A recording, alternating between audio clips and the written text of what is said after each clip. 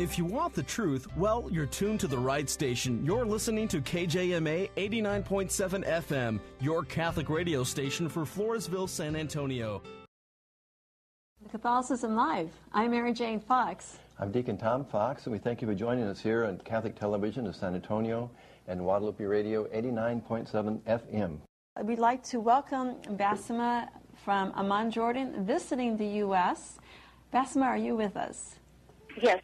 Hello, welcome. How are you, Mary? Very good, very good. Well, Bassima, on behalf of South Texas, where we're reaching, we want to give you a big Texas welcome and a big hello, and we're just so happy that you've been able to join us all the way from Orlando, Florida on the telephone. I'm so glad and happy to be with you tonight. Okay, great. We want to really talk about your life in Jordan. You know, it's not often that San Antonians and South Texans can meet someone from Jordan and talk to us specifically about life as a Catholic Christian. And in the United States, we have our view of the Middle East is kind of skewed to what we see in the media here. So it's good to have someone firsthand that can give us a deeper understanding of what life is really like in the Middle East, especially speaking now of Jordan. Maybe we could begin by, if you could relate to us the percentage of Christians in Jordan. I know that it's predominantly a Muslim country, but could you tell us about how many Christians would be there? As you know, Jordan, its population is about 6 million. Most of them is Muslims. They 97.5% Muslims, and the Christians there only 2.5%. We are minority, but to tell you the truth, it's not a passive minority, but an active one. This is why we can't talk about the mentality of minority inside the Christian presence in Jordan. It is not only existence, but also more. It is a presence, a real presence, a strong one, through individuals and institutions. Yes. Mm-hmm. That was one. We had a privilege of visiting many Catholic schools when we were in Jordan, well, we've been there several times. And there are so many Muslims that also attend the Christian schools, and there's such a really a wonderful relationship between Christians and Muslims, as we understand it. Yeah. Our Christian schools is very active, and they have a good education. That's why Muslim people like to have their children there, especially as you know, or audience know, that missionaries and the beginning of establishing Jordan was the first schools established in different areas of Jordan. So the Muslim people like to have their children to be educated because they have a good education, a good curriculum, and good also studying good languages, Arabic and English and French also. Exactly. As you know, Christians also, we are Christians, but we have many Christian religions. We have Greek Orthodox, which is the main Christians in Jordan, and Catholics, with all the branches, Latin, Melkite, Syriac, Mennonite. And there's also the Syriacs, Armenian Orthodox, Evangelists, and Baptists, and the New Reformers. A lot of people think that perhaps Arab Christians, or Christians in the Holy Land, Christians in Jordan, because that's considered the Holy Land as well, and we can talk to that a little bit more, are converts. But on the contrary, they're not. So tell us about that, Bassima. If you ask me about how we are active in our society as Christians, actually, Mary, we have to differentiate between religious freedom and freedom of worship in Jordan.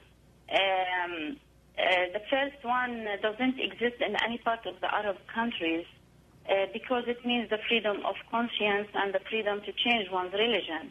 It is easy for Christians to change, but not for a Muslim, without discussing this point. We have to admit that this kind of freedom exists neither in Jordan nor in any Arab countries. But when you say talking about the second kind, which is similar to the first but not the same. We can talk about in a very strict way, but with the differences of application that exist among the different Arab countries. The freedom of worship, respect for the existing religions to act on the land, exists in Jordan. It is in the constitution and the application of the ground. We have a very kind leadership, the Hashemite regime, and more precisely the King of Jordan. And the participation of Christians in all the aspects of the society are the main factors to make Jordan an exemplary country for many neighbors and far countries. One of the main issues in Jordan that shows the good positive figure of Christians is the political participation. The right to elect and to vote. In Jordan, we have the law of quota for the parliament elections. As you've seen in your last visit this fall in November, when you attend the election day in my little town country, Fuhaid. Yes. We have 9 seats in the parliament reserved for Christians, and we have good number in consulting council and in every cabinet of the government. Okay. The right of the political participation shows that Jordan keeps the right for minorities, but also shows that the Christians are truly involved in the different fields of the society. Right. We have the churches, school, and now the university. The Latin Patriarchate playing a very big role in the society. So we are free to have our own activities and to practice our faith and freedom in this issue. Mm-hmm. So we celebrate Christmas, Easter. We have also a public holiday for Christmas in Jordan, as you know. Mm-hmm. So Christians in Jordan, they have a good freedom in worshiping and a good freedom in practicing their religion there. Bassima, what would you say are some of the priorities of the Catholic Church in the area of evangelization? We are, as I said before, the main part of our society and our region. We can't separate ourselves from the priorities of our nation. The main priority now is to build the peace and stable region. Sure. The Palestine problem is still the main problem in the Middle East. That's why the Catholic Church in the world and in the region as well is always seeking to have resolution to this long problem. Mm-hmm. Once we build peace and security, we will be able to build new societies, which will be strong economically and on the levels of education and finding jobs for the new younger generation. Right. As an individual, with the existence of the Catholic schools all over the country, we need full support and financial backing year after year so that these schools can accommodate all the needy Christian students in Jordan, whether they are living in the suburbs or in rural areas.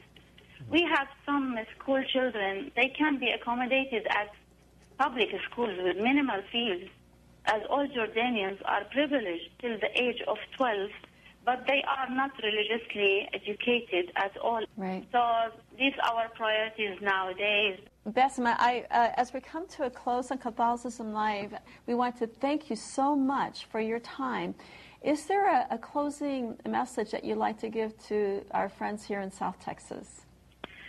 Well, Mary, it was really my pleasure to talk to people in Texas or all over who's hearing us. The message I want to send to be united with the praying together for the peace to this part of the area, Middle East, and everywhere, not only Middle East, and to solve our problems in an open way, in a good way. If we have the will to be united, the will of being happy, the will that the right of everybody to have a good life, a happy life. Right. So we will be happy society, happy family as one family, united in having faith in one God, having faith in Jesus and Saint Mary. And this message, as I told you before, Mary, if we are united by praying to each other everywhere, so peace will happen, and it's not something impossible to have it. Bassima, thank you. Very, very beautiful words. And we thank you, dear friend, on joining us here at Catholicism Live. Shukran, thank you.